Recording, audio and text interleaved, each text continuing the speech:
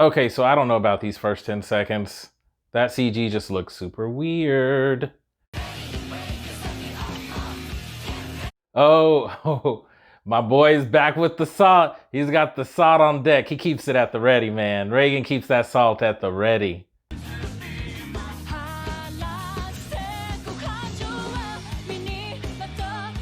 Okay, when the chick comes in on the bridge, okay, like originally the song I was just like, it's alright. But you hear that chick come in on the bridge, the song becomes fire immediately. Immediately. Oh, それ影山がもらったのか。鬼瓦がサイズ間違えて買った靴。What is there not to like about the body improvement team? Wouldn't you agree?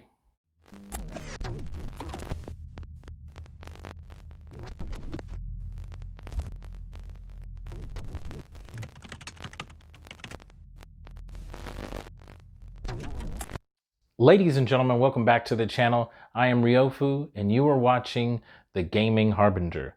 Now, today we are going to go back to Mob Psycho 100, except for this time we're talking about Season 2. In case you missed Season 1, there should be a link right about now. And please check that out. I had a lot of fun making that. So before we get started, I do want to say that I'm going to try to keep this as spoiler-free as possible. Aside from the new allies that we got from the previous season, that think Reagan is a badass, Mob's life has essentially returned back to normal. And those previous members, ex-members of the Claw, are now trying to return to a normal life and get out of their affiliation with the Claw. Okay, so season 2 starts off with the student council president deciding to leave his position.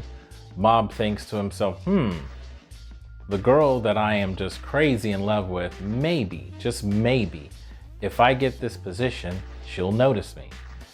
Yep, you can guess about how well that went. Not good. It wasn't good.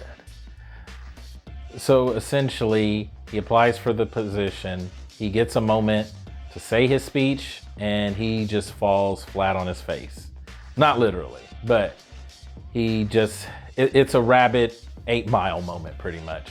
Actually, what happens after this is really interesting because Mob ends up embarrassing himself, and because of this, other students notice, they take action, and devise this really, unfortunate prank on Mob. But somehow, some way, Mob manages to turn it around and put him in a positive light. And this happens within the first 2 episodes of the anime, and I really enjoyed this part. It was very heartwarming. Mob is the kind of person that he has trouble finding the right words.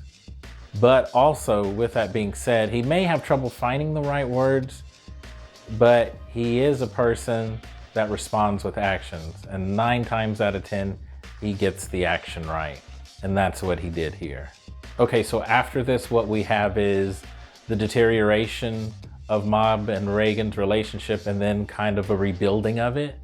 And then the second half of the series is essentially the continuation of hunting down Claw members and trying to get to the main boss. So you guys remember how much I adored the relationship between Reagan and Mob, and just how I thought, okay, obviously Reagan's using Mob, but this dynamic works.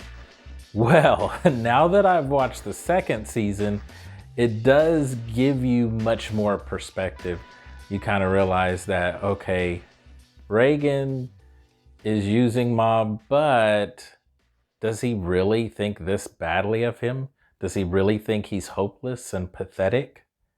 Ouch, that is a major ouch. どうした？僕にだって学校やプライベートがあるんだから。 There we go. There we go. That's what I'm talking about. We need more of that, Mob. プライベートってせいぜい筋トレの部活くらいじゃないのか？それかまたデート詐欺か何かに引っかかったのか？すぐ利用されんだから成長しねえなお前はよ。 You get him, you let him know, man. You let him know. Don't take that shit. Don't take that. Don't look at my notes. Mob is obviously getting to a place where the people that he's met recently, he's becoming friends with those people. He's building relationships with them. And now he's starting to wonder like, hey, I want to hang out with these people and I'm doing things and I actually have real friends. And Reagan is extra dismissive about all of this, and he even says, oh no, they're using you, or they think you're a joke or whatever. And in many ways, it's kind of disappointing to hear Reagan say that. But it gives us an excellent backdrop for Reagan. The nature of the beast is that Reagan is a 20-something that has preferred quick money schemes as opposed to just making an honest living. And we even see scenes of him getting emails from his mom and saying, hey, are you still doing that scummy work? Or I can't even remember the words. I don't know if she said scummy or sleazy. I don't remember what the email said. But she's clearly just aware of what he's doing, but at the same time, she's concerned. And then we also see friends of Reagan. And then we realize, damn, was he manipulating? Was he using these people too? It's an interesting dynamic, and we learn a lot about him. But I will say this to just summarize that pretty much he ultimately gets what's coming to him, and he gets embarrassed and humiliated. And when he actually thinks all this time that Mob's been miserable or lonely or doesn't have friends, in reality, it almost seems like Reagan is the one that is lonely and doesn't have any friends. And just sort of to wrap up this whole Reagan situation, I'll just say that when it comes down to him being embarrassed and humiliated, in those dark periods for Reagan, Mob still somehow does the complete opposite of what he normally does, which is stumble over his words and stuff like that. Instead of doing all that, this is the first time he knows exactly what to say.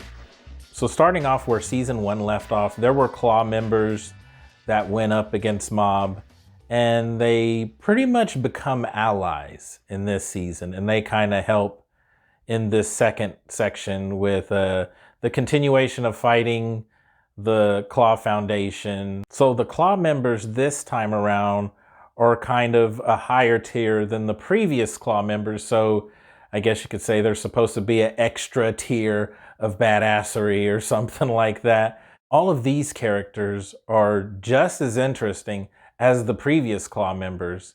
And I definitely appreciate that. Again, they always kill it on all of these side characters. Very good stuff. And which won't disappoint anyone or surprise anyone, the fights are just as awesome as they were the first go around. Once Mob and Reagan kind of patch things up, Mob returns home one grisly night to find his house burst into flames. And of course, this kind of sets things up for him to become a little chaotic and just unpredictable. Very unhinged, especially for Mob. And, his friends have to calm him down. Dimple barely manages to calm him down.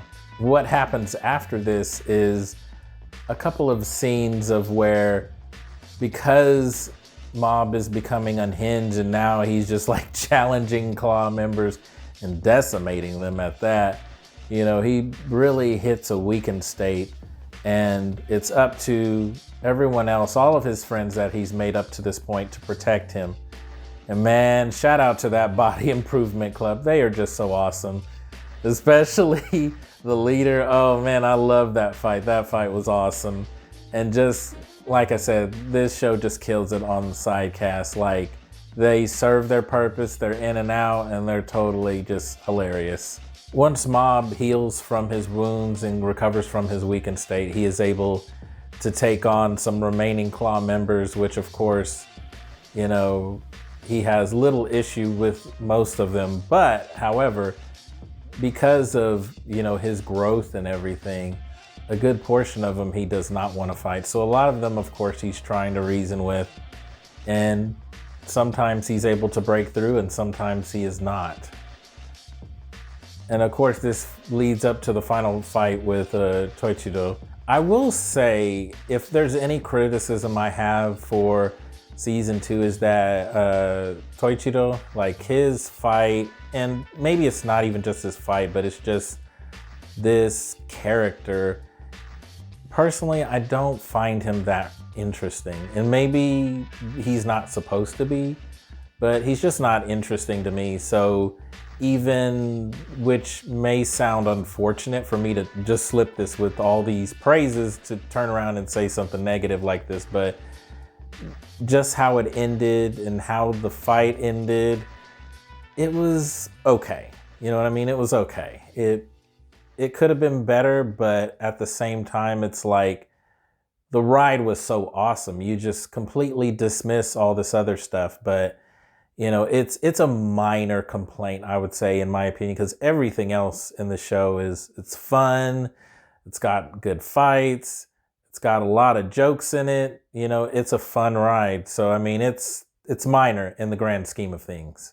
Just a really wonderful show and with a great supporting cast. You know, just a win for me. Definitely would watch it again. And it's a shame that it's ending now because I would love to see more of this.